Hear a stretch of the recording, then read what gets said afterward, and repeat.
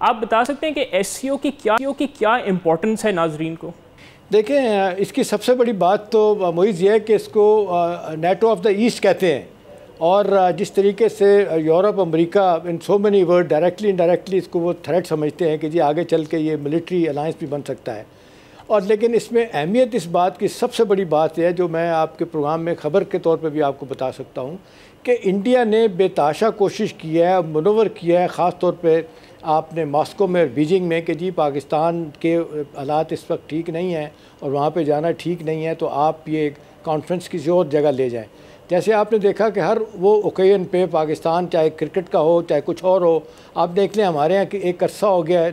اپنا یہ ہماری جو تنظیم ہے یہ سارک کی، اس کے بالکل ریڈنڈنٹ ہو کے رہ گیا، اس لیے کہ وہ پاکستان میں جب بھی اجلاس ہوتا ہے وہ نہیں آتے یہاں پہ۔ اور چھوٹے چھوٹے واقعات دیکھیں، کرکٹ دیکھ لیں اور آپ دیکھ لیں اس طرح کے ایونٹس ہوتے ہیں وہ نہیں آتے۔ تو اس لحاظ سے تو ہماری بہت بڑی کامیابی ہے کہ دی وے وی کنونسڈ رشین اینڈ چائنیز کہ بھئی یہ اس ریجن میں آپ کا آنا، لیکن نا لا اینڈ آرڈر تو سب جگہوں پہ۔ ہماری بدقسمتی یہ ہے کہ ہمارے یہاں سے اندر سے ہمارا میڈیا معذرت کے ساتھ اتنی خبریں، اور یہ ہمارے یوٹیوبر جو آ گئے ہیں اور صحیح اپنا روتے ہیں ہمارے چیف جسٹس صاحب کے پیسوں کے لیے سب یہ کام کر رہے ہوتے ہیں، وہ ایسی نگیٹیوٹی پھیلاتے ہیں کہ ہر تیسرے دن ایک نیگیٹو ٹریول ایڈوائزری کبھی جاپان بھیجتا ہے، کبھی امریکہ بھیجتا ہے، کبھی برطانیہ بھیجتا ہے۔ تو یہ بہت ہی ایک خوفناک چیز ہے، اور اس سارے پیرائے میں پاکستان کی گورنمنٹ نے جس طرح کنونس کیا ہے چائنا، رشیا کو، دیکھیں 10 ممالک ہیں اس میں، زیادہ تر رشیا اپنا سینٹرل ایشیا کے ممالک ہیں، ایران بھی ہے، ترکی بھی ہے، اس کے بعد انڈیا، چائنا، پاکستان اور رشیا۔ تو اس لحاظ سے تو یہ لگتا ہے کہ ایک بہت ہی فرمیڈیبل ایک قسم کا جس کو کہتے ہیں یہ آرگنائزیشن بننے جا رہی ہے۔ خاصے عرصے سے اس پہ کام ہو رہا تھا، جب سے 2017 میں پاکستان نے اس کو جوائن کیا ہے، اس وقت ہندوستانی جو ہے نا وہ خاموش تو ہو جاتے ہیں۔ ابھی دیکھیں یہ بھی بہت بڑا ان کے دباؤ ہے کہ آپ نے دیکھیں کہ ایک 10 سال کے بعد ان کا کوئی آفیشیل یہ شنکر صاحب پاکستان آ رہے ہیں، یہ دباؤ کی وجہ سے آ رہے ہیں، ادروائز خبریں یہی تھی کہ وہ نہیں آنا چاہتے۔ تو میرا خیال ہے پاکستان کی کامیابی بہت بڑی ہے کہ ایسی سمٹ پاکستان میں ہو جانا،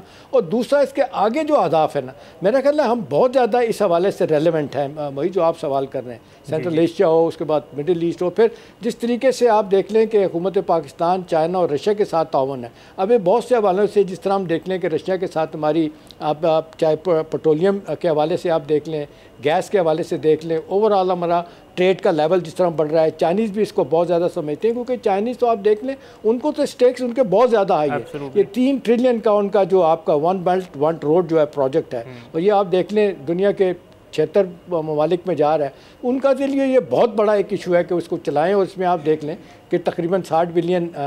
جو ہے نا، جس میں سے $25 بلین دے چکے ہیں یہ ہمارا جو یہ اپنا یہ پروجیکٹ ہے اپنا۔ تو اب دیکھیں اس سارے معاملے میں جو اصل بات یہ ہے کہ اس میں پاکستان کا ہوسٹ کر لینا اور یہاں پہ ان سب لوگوں کو آ جانا، ایک میسج جائے گا کہ جی پاکستان از اے سیف پلیس۔ یہ پروپیگنڈا زیادہ ہے، اور ادروائز جو لوگ آتے ہیں، دیانتداری کی بات ہے، مویز کو جو لوگ آتے ہیں یہاں سے جاتے ہیں وہ کہتے ہیں ہم تو ویسی، ایون آپ ڈپلومیٹک کمیونٹی میں جائیں ان کو لوگ کہتے ہیں جب کبھی ملاقاتیں ہوتی ہیں کہ جی کچھ بھی نہیں ہے، اس طرح کے واقعات تو بے تحاشا ہندوستان میں ہوتے ہیں، امریکہ میں، برطانیہ میں ہوتے ہیں۔ فرق یہ ہے کہ ان کا میڈیا ان کو چھپاتا ہے، روکتا ہے، ہمارا میڈیا اچھالتا ہے معذرت کے ساتھ۔ تو میرا خیال ہے اس کی اہمیت بہت زیادہ ہے، ایک گریٹر اکنامک کوآپریشن ہمارا اس ریجن میں بڑھے گا، اور زیادہ پریشانی ہوگی میرا خیال ہے امریکن کے لیے ہے۔ اور یہ آپ دیکھ لیں، آپ جس انداز سے آپ دیکھ لیں یورپین یونین ہے، انہیں لگتا ہے کہ یہ ایک علیحدہ بلاک بن جائے گا تو ان کے فائنینشیل اور اکنامک انٹرسٹ ہرٹ ہوں گے، حالانکہ ایسا نہیں ہے۔